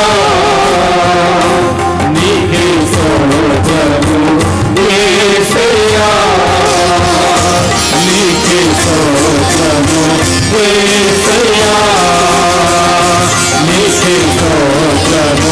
యేసయ్యా నీకే స్తోత్రము స్వస్థపరచున దేవా నీకే స్తోత్రం గొప్ప కార్యముల మధ్య జరిపిస్తున్న దేవా నీకే స్తోత్రం నీకే మహిమ నీకే ఘనత నీకే ఆరాధన ఇప్పుడు ఎప్పుడు సదా చెల్లునుగాక యేసయ్యా నీకే స్తోత్రం యేసయ్యా నీకే స్తోత్రము యేసయ్యా నీకే స్తోత్రము యేసయ్యా చప్పట్లు కొడుతూ చప్పట్లతో గట్టిగా చప్పట్లు కొడుతూ స్వరమెత్తి నీకే స్తోత్రం థాంక్ యూ జీసస్ అని చెప్తాం యేసయ్యా నీకే స్తోత్రము యేసయ్యా నీకే స్తోత్రము యేసయ్యా నీకే స్తోత్రము యేసయ్యా హల్లెలూయా హల్లెలూయా స్తోత్రం యేసయ్యా నీకే స్తోత్రము thank you Jesus we worship you Jesus we adore you Lord hallelujah hallelujah hallelujah hallelujah hallelujah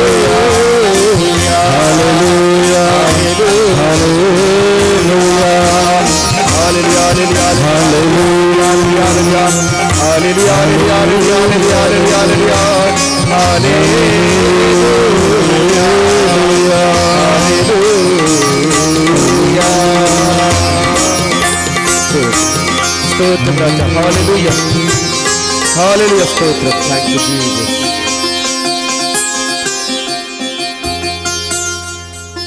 praise the lord, praise the lord. Hallelujah, hallelujah, hallelujah, hallelujah, hallelujah, hallelujah. అన్న అనే ఒక స్త్రీని వివాహం ఆడిన తర్వాత ఆమె గొడ్రాలుగా ఉంది అని ఇంకొక స్త్రీని వివాహం ఆడాడు పెనిన్న.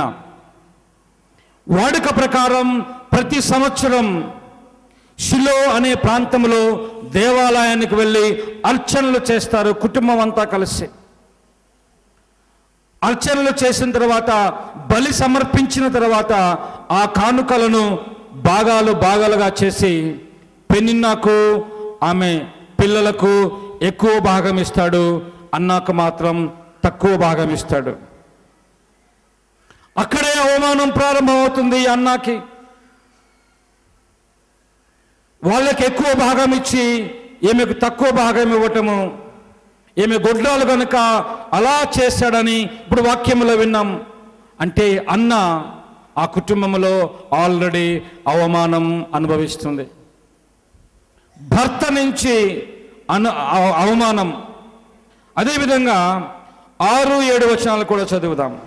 ప్రభు అన్నాకు బిడ్డలను ప్రసాదింపకపోవుటచే సవతి వారు యావే మందిరమునకు పోయినప్పుడెల్లా సవతి అన్నాను ఎత్తి పొడిచెది.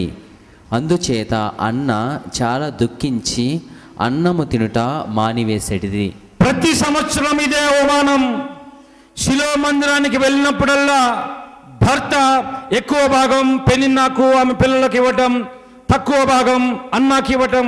రెండవది, ప్రతి సంవత్సరం అక్కడ అర్చన చేయడానికి వెళ్ళిన సమయమందల్లా ఈ సవతి అయినటువంటి పెనిన్న అన్నాను అవమానపరిచే విధంగా, నీవు గొడ్రాలివి, నీకు పిల్లలు లేరు అని అవమానపరుస్తూ ఏడ్పించే విధంగా ప్రతి సంవత్సరం జరుగుతూ ఉంది. పిల్లలు లేరు అనే బాధ కంటే ఈ అవమానం ఎక్కువైంది. పిల్లలు లేరు అనే భారం కంటే భర్త ప్రవర్తించిన తీరు, ఈ సవతి అయిన పెనిన్న ప్రవర్తించిన తీరు, ఏడ్పిస్తూ అవమానపరుస్తున్నటువంటి ఆ సందర్భం ఈమె తట్టుకోలేకపోయింది. పిల్లలు లేరే అనే బాధ కన్నా సమాజంలో తన కుటుంబంలో ఎదురవుతున్నటువంటి ఇలాంటి అవమానాన్ని భరించలేక ఆ సంవత్సరం అర్చనల కార్యక్రమం ముగిసిన తర్వాత అందరూ ఇంటికి వెళ్ళిపోతుంటే అన్న మాత్రం తిరిగి దేవాలయానికి వచ్చి దేవుని సన్నిధిలో మోకరించి ఏడుస్తూ ప్రార్థిస్తూ ఉంది. 9-10 వచనాలు చదువుదాం. వారు శిలో వద్ద బలి అర్పించి భోజనం ముగించిన పిమ్మట అన్న ప్రభువు మందిరమున ప్రవేశించెను. అప్పుడు యాజకుడైన ఏలి కోవెల తలుపు చెంత కూర్చుండి ఉండెను. అన్న హృదయము వేదనతో కన్నీరు మున్నీరుగా ఏడ్చుచు ప్రభువును ప్రార్థించెను. సైన్యములకు అధిపతి అయిన యావే, ప్రభు ఈ దాసురాలి బాధను పరికింపుము, ఈ దీనురాలిని జ్ఞాపకముంచుకొనుము, నాకు ఒక మగబిడ్డను అనుగ్రహింపము. చూడండి, ఆమె దేవాలయానికి తిరిగి వచ్చింది. భర్త ఆ సవతి ఆ పిల్లలు ఇంటికి వెళ్ళిపోతున్నారు. వాళ్ళ గురించి పట్టించుకోవటం లేదు. దేవుని మందిరంలో బిగ్గరగా ఏడుస్తూ ప్రార్థిస్తూ ఉంది. దేవుని మందిరంలో ఇంకెవరున్నారు? అక్కడ గురువు అయినటువంటి అర్చకుడుగా నియమించబడినటువంటి ఏలీ కూడా ఉన్నాడు. ఏలీ చూస్తున్నాడు, ఈమె నోటి నుంచి పదాలు ఏమి రావటం లేదు, కానీ ఏదో మత్తులో ఉన్నట్లుగా అనిపిస్తుంది ఏలీకి. ఆమె దగ్గరికి వెళ్ళి, ఏమ్మా మందు కొట్టావా అన్నాడు. ఆమె అంటుంది, అయ్యా నేను మందు తాగలేదు, ఇంకా ఏమీ మత్తు పదార్థాలు తీసుకోలేదు, కానీ నా హృదయంలో ఉన్న వేదన దేవుని సన్నిధిలో పెట్టుకున్నాను. నాకు పిల్లలు లేరు, నాకు మగబిడ్డ కావాలని ప్రార్థన చేసుకుంటున్నాను అని ఆ ప్రవక్తతో చెప్పింది. ఆ అర్చకుడు కూడా ఆమె కోసం ప్రార్థించాడు, వెళ్ళిపోయింది. ప్రియ సహోదరి సహోదరులారా, పిల్లలు లేనటువంటి వాళ్ళు పడే వేదన ఎంతో చూడండి. జస్ట్ మొన్న తెలుగు ధ్యాన వడకం సమయంలో ఒక స్త్రీ, ఆమె తల్లి వచ్చారు. ఆ స్త్రీ చెప్తుంది, వాళ్ళకి వివాహం జరిగి దాదాపు 12 సంవత్సరాలు అవుతుంది, పిల్లలు లేరు. పిల్లలు లేని కారణంగా ఆమె భర్త రెండవ వివాహం, భర్త నుంచి అవమానం. ఈ అన్నా జీవితంలో చూసాము, భర్త అవమానకరంగానే ప్రవర్తిస్తున్నాడు. సవతి కూడా అవమానపరిచే విధంగా ఏడ్పిస్తూ ఉంది. సంఘంలో ఎవరికైతే పిల్లలు కలగటం లేదో సంఘంలో వాళ్ళ అవమానం ఎదుర్కొంటున్నారు. నీవు గొడ్రాలివి, నీకు పిల్లలు లేరు అని సూటిపోటి మాటలు నీ తోటి కోడళ్ళు కానీ, నీ అత్తామామలు కానీ, నీ భర్త కానీ నిన్ను అంటూ ఉంటే నీవు ఏడుస్తూ ఉన్నావేమో, కన్నీరు కారుస్తున్నావేమో. ఎక్కడో ఇంటి దగ్గర కన్నీరు కార్చడం కాదు, ఏడవటం కాదు. దేవుని సన్నిధిలో నీవు కన్నీరు కారిస్తే తప్పకుండా దేవుడు నీకు సంతానం ఇస్తాడు. ఏ విధంగా అన్న దేవుని సన్నిధిలో కన్నీరు మున్నీరుగా ఏడుస్తూ నాకు మగబిడ్డ కావాలి అని ప్రార్థించినప్పుడు దేవుడు సంవత్సరం తిరిగేలోగా ఆమె చేతిలో ఒక మగబిడ్డను పెట్టాడు. ఆమె గర్భం ధరించి కుమారుని కనే విధంగా దేవుడు అద్భుతం చేశాడు. అదే అద్భుతం ఈరోజు ఎవరైతే మాకు పిల్లలు లేరు అని ఏ దంపతులైతే అవమానాన్ని ఎదుర్కొంటూ ఉన్నారో, అవమానాన్ని సహించలేక బాధపడుతూ కన్నీరు కారుస్తూ ఉన్నారో, ఈరోజు ప్రియ సహోదరి సహోదరులారా, దేవుని సన్నిధిలో ఈ అన్న కన్నీరు కార్చి ప్రార్థించినట్లుగా నీవు ప్రార్థిస్తే తప్పకుండా దేవుడు మీకు సంతానం ఇస్తాడు. ప్రతి వారం చూస్తూ ఉన్నాం, ప్రతి ఆదివారం ఇక్కడ సాక్ష్యం చెప్పే వాళ్ళలో ఒక్కరు కానీ ఇద్దరు కానీ తప్పకుండా ఉంటారు. దేవుడు మాకు సంతానం ఇచ్చాడని సాక్ష్యం చెప్తూ ఉన్నారు. కొన్ని వందల మంది కొన్ని సంవత్సరాలుగా ఇక్కడ సాక్ష్యం చెప్తున్నారు. అంటే ఇక్కడ దేవుడు సజీవుడిగా ఉన్నాడు. వాళ్ళు చేసే ప్రార్థన ఆలకించి వాళ్ళకి సంతానం ఇస్తున్నారు. చాలామంది చెప్తూ ఉన్నారు, మేము డాక్టర్ దగ్గరికి వెళ్ళాం, మందులు వాడాం, అయినా మాకు సంతానం కలగలేదు. కానీ ఈ దేవాలయంలో ముత్తంగి కేంద్రంలో మేము కొన్ని వారాలు ప్రార్థించుకున్న కారణంగా దేవుడు మాకు సంతానం ఇచ్చాడు అని బహిరంగంగా సాక్ష్యం చెప్తూ ఉన్నారు. మరి దేవుడు ఇక్కడ సజీవుడిగా ఉన్నాడని మీరు విశ్వసిస్తే, ఆనాడు ఆ శిలో యావే మందిరంలో అన్న ప్రార్థించిన రీతిగా మీరు ప్రార్థిస్తే, అన్నా జీవితంలో ఏ విధంగా సంవత్సరం తిరిగేలోగా దేవుడు కుమారునిచ్చాడో, ఏ దంపతులైతే ఈరోజు దేవుని సన్నిధిలో మీరు ప్రార్థన చేసుకుంటారో మీ జీవితంలో తప్పకుండా దేవుడు సంతానం ఇస్తాడు. Praise the lord, praise the lord, hallelujah, hallelujah, hallelujah, hallelujah, hallelujah, hallelujah. ప్రియ సహోదరి సహోదరులారా, ఎవరైతే మాకు సంతానం కలగలేదు అని అవమానంగా ఫీల్ అవుతున్నారో వాళ్ళు కొద్ది సమయం నిలుచుంటే ప్రార్థన చేస్తాం. పిల్లలు లేకుండా అవమానం ఎదుర్కొంటున్నటువంటి వాళ్ళు ఇక్కడ దేవుని ఆలయంలో నిల్చుంటానికి అవమానపడని అవసరం లేదు. ఇంతకంటే ఎక్కువ అవమానం ఆల్రెడీ మీరు సహించారు. భార్య భర్త ఇక్కడ ఉంటే దయచేసి, భర్త కానీ భార్య కానీ ఉన్నా సరే మీకు సంతానం లేక మీరు ప్రార్థన చేసుకుంటున్నట్లయితే దయచేసి నిల్చోండి, ప్రార్థన చేస్తాం.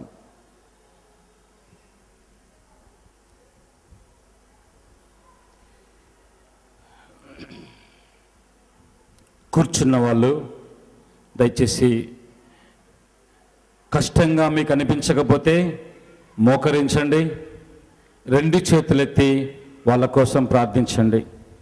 కూర్చున్న వాళ్ళు మోకరించి రెండు చేతులు పైకెత్తి, నేను ఇప్పుడు ప్రార్థన చేస్తూ ఉండగా ఈ ప్రార్థనలో నాతో ఏకీభవించి మీ ప్రార్థన, మనందరి ప్రార్థన నిలుచుని ఎంతో అవమానాన్ని భరిస్తున్నటువంటి ఈ బిడ్డల కోసం ప్రభు సన్నిధిలో ఈ ప్రార్థన సమర్పించుకుందాం.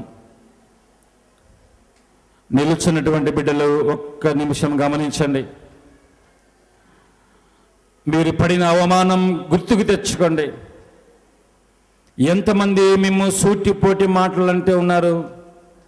మీ కుటుంబంలో అత్తామామ కావచ్చు, తల్లిదండ్రి కావచ్చు, నీ ఫ్రెండ్స్ కావచ్చు, నీకు బిడ్డలు లేరు, నీకు సంతానం లేదు అని ఏ విధంగానైనా అవమానపరుస్తూ మాట్లాడి ఉండవచ్చు.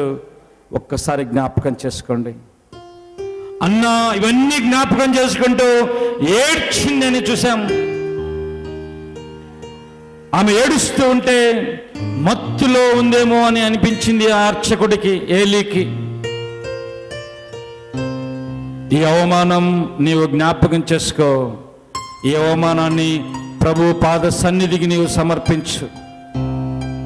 కూర్చున్నవారు మనస్ఫూర్తిగా ఈ బిడ్డల కోసం ప్రార్థించండి. మీకు దేవుడు సంతానం ఇచ్చాడు, చాలా సంతోషం. దేవుడు మీకు మంచి పిల్లలు ఇచ్చాడు, చాలా సంతోషం. అలాంటి సంతోషం లేనటువంటి ఈ బిడ్డలను ఈ సమయంలో జ్ఞాపకం చేసుకొని వాళ్ళ కోసం అందరం చేతులెత్తి ప్రార్థించుదాం. సకల సృష్టికర్తవైన దేవా, మమ్ము అందరిని మీ పోలికలో సృష్టించావు అని ఆదికాండం 1వ అధ్యాయంలో చూస్తూ ఉన్నాం. మీ పోలికలో మమ్ము సృష్టించి మేము పోలిన వారిగా మమ్మందరినీ చేసినందుకు, ఈ లోకములో మాకు జన్మనిచ్చినందుకు, మా తల్లిదండ్రుల ద్వారా మేము ఇక్కడ పుట్టే విధంగా ఏర్పాటు చేసినందుకు యేసయ్యా మీకు స్తోత్రం చెల్లిస్తూ ఉన్నాం.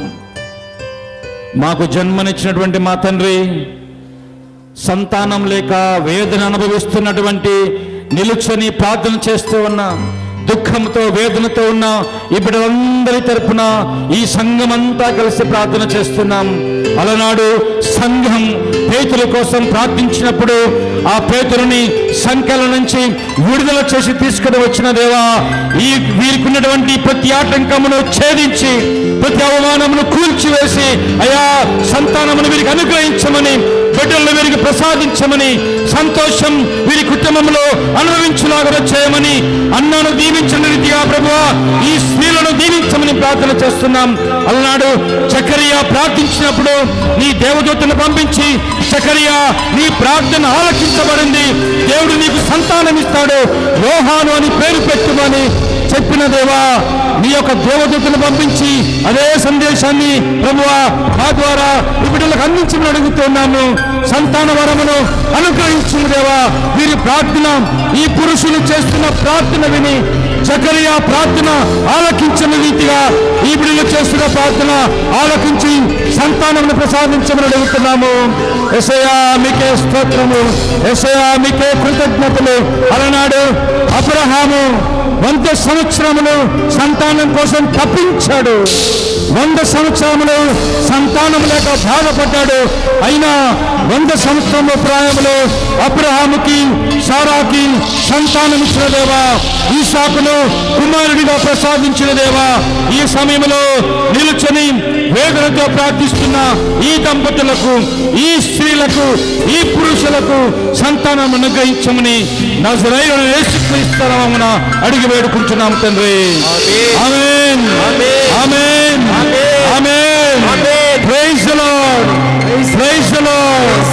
హల్లెలూయా, hallelujah, hallelujah, hallelujah, hallelujah, hallelujah. ప్రియ సహోదరి సహోదరులారా, అందరూ నిలుచుందాం. ఒక్క నిమిషం అందరూ నిలుచుందాం. యేసు అని పిలిస్తే చాలు అద్భుతములు యేసు ప్రభు చేశాడు. అందుకే ఎన్నో అద్భుతములు చేసిన యేసు ప్రభు,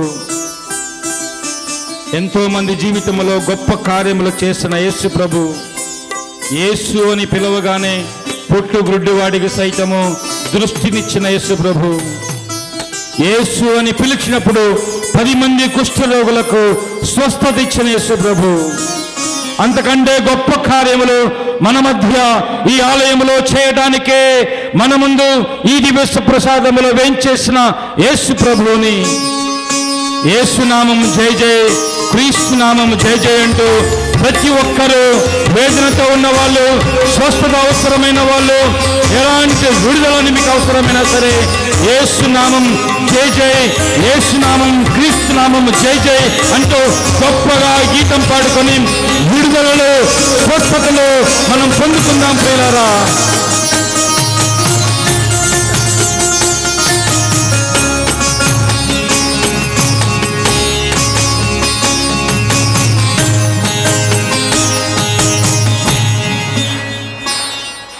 praise the Lord, Praise the Lord. Praise the Lord, Praise the Lord. Praise the Lord. Praise the Lord. ఒక్క నిమిషం గమనించండి.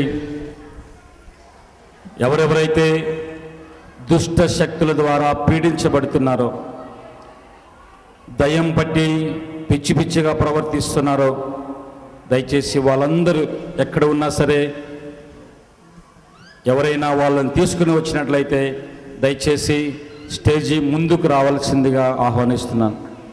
దయ్యం పట్టి ఎంతో వేదన, దుష్ట శక్తులు, అంధకార శక్తులు లేదా నరక శక్తులు, చేతబడి చేయించినటువంటి వాళ్ళు, చేయబడినటువంటి వాళ్ళు ఎవరైతే అలాంటి వేదనతో బాధపడుతున్నారో అందరూ దయచేసి స్టేజీ ముందుకు రావాల్సిందిగా ఆహ్వానిస్తున్నాం. మీ ప్రక్కన ఎవరైనా ఉంటే అలా వేదనతో ఉన్న వాళ్ళు దయచేసి అందరూ పైకి రావద్దండి, స్టేజీ ముందే ఉండండి. దయచేసి ముందు ఉన్న వాళ్ళు కొంచెం వెనక్కి జరిగితే, మంచిగా ఉన్న వాళ్ళు కొద్దిగా వెనక్కి జరిగితే, అలాంటి దుష్ట శక్తులతో పీడించబడుతున్నటువంటి వాళ్ళు దయచేసి ఈ సమయంలో ముందుకు రావాలి. వాళ్ళని ముందుకు తీసుకొని రావాల్సిందిగా కోరుకుంటున్నాం.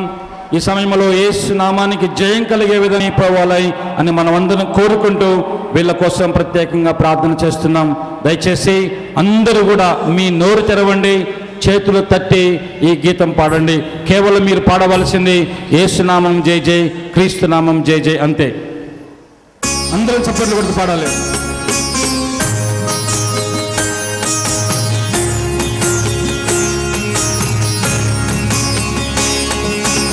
యేసునామం జై జై, క్రీస్తునామం జై జై, యేసునామం జై జై, క్రీస్తునామం జై జై.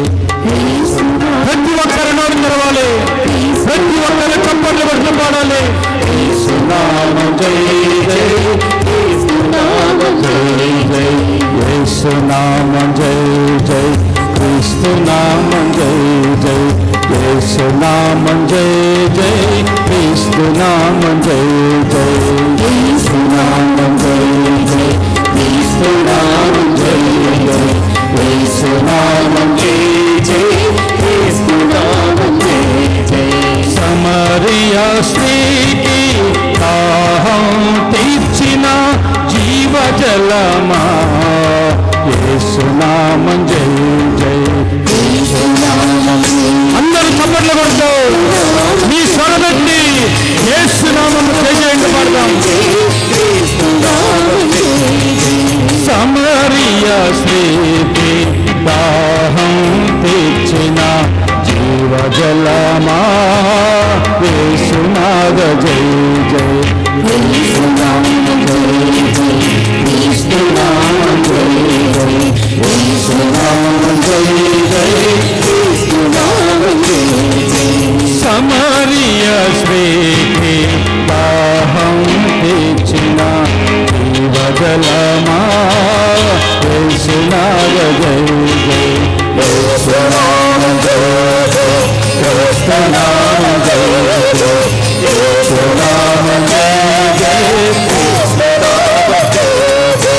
వృద్ధివాడి కన్నులను తెరచిన దేవా, పరమ వైద్యుడా, యేసునామం జై జై, యేసునామం జై జై, క్రీస్తునామం జై జై, యేసునామం జై జై, క్రీస్తునామం జై జై.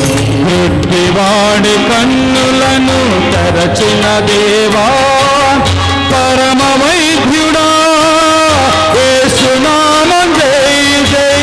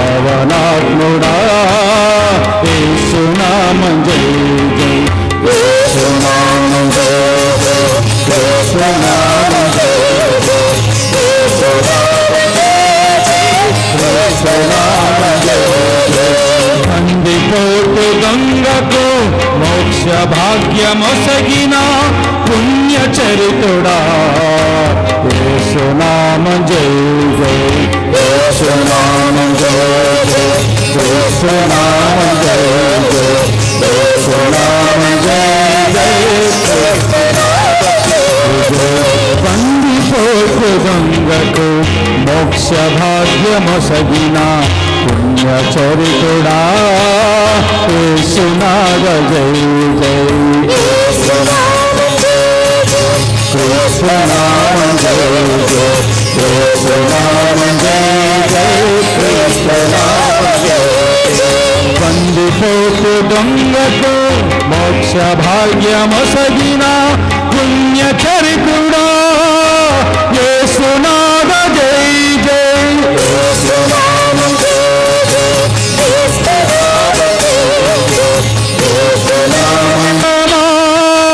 యేసునాద జై జై యేసునామం జై జై యేసునామం జై జై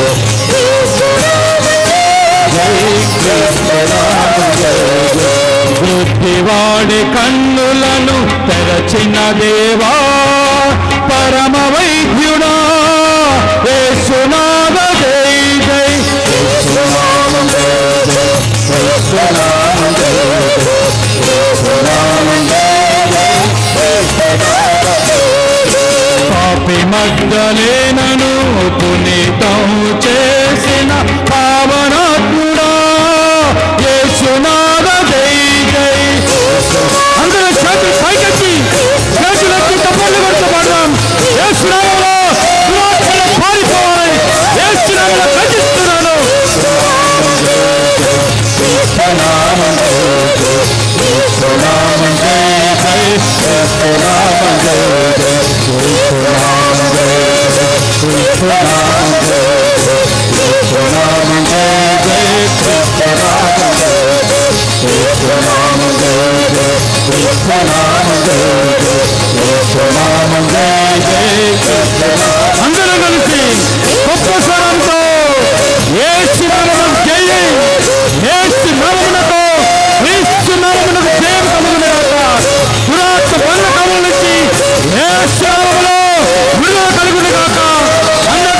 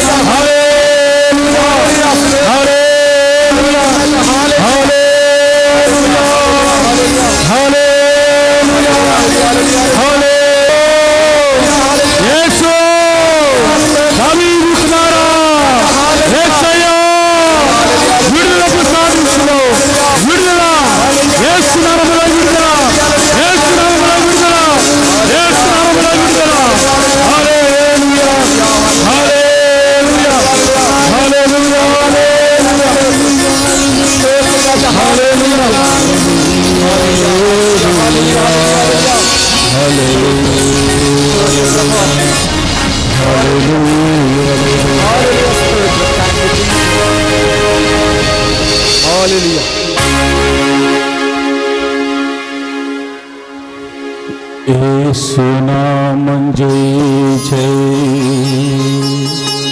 క్రీస్తునామం జై జై, యేసునామం జై జై, క్రీస్తునామం జై